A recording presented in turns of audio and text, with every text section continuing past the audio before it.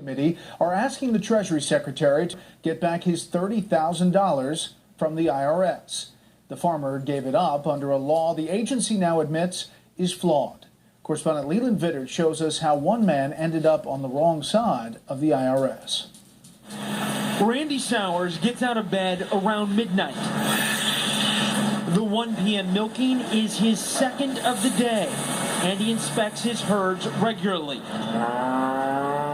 We are told the cows have few complaints, but he does. We work hard for what we get, and the government can come in and just take your money for no reason. I mean, there's something wrong with that. About 3 years ago, Treasury Department agents showed up at the Maryland Creamery with guns and questions about his wife's weekly deposits of the dairy's cash sales. We had our festival, and we get a lot of extra money, and the teller said, you know, we'll take $12,000, but you know, we're better off if you keep it under 10 because there's a lot of paperwork we have to fill out if you deposit over $10,000. Cash deposits under $10,000 meant no paperwork, but do that enough and the government calls it structuring.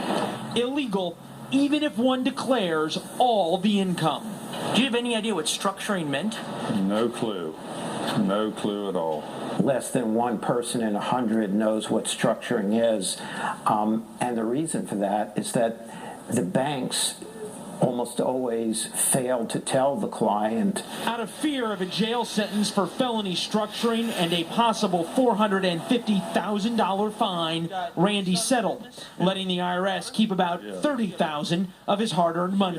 In February, he took his fight to Capitol Hill. We're just hard-working farmers. I mean, we don't have time to be criminals. Where IRS Commissioner John Koskinen faced tough criticism from lawmakers about Randy's case and others like it. That law, to me, is unconstitutional, unreasonable, and stupid. We're simply saying that we're not going to go after asset seizure if there's no indication of illegal activity.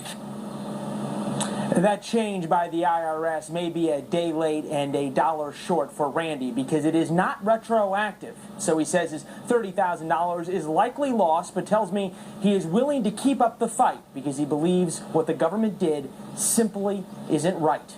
Brett? Leland Vittert, live in rural Maryland tonight. Leland, thank you. Up next.